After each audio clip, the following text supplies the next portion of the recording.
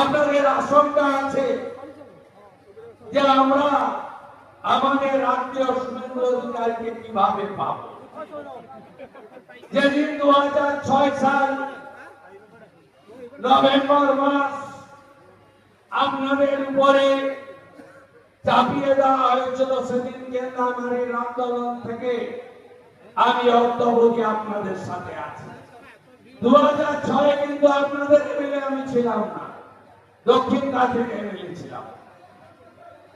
আমি আপনাদের পাশে দাঁড়িয়েছি। 2009 5ই জানুয়ারি মাননীয় ফিরোজা বিবি উপনির্বাচনে জিতেছিলেন, সেদিনও আমি এমপি এমএলএ ছিলাম না, আপনাদের সাথে ছিলাম।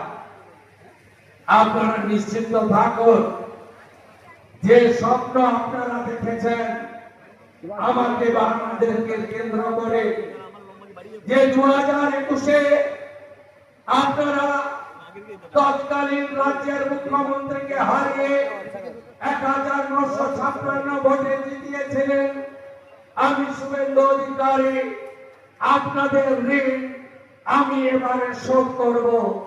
আমার প্রতি ভরসা রাখবেন,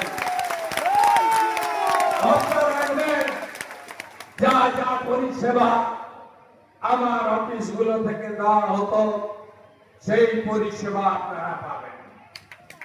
যেভাবে আপনারা বিগত দিনে আমাকে দেখেছেন, একইভাবে দেখবেন।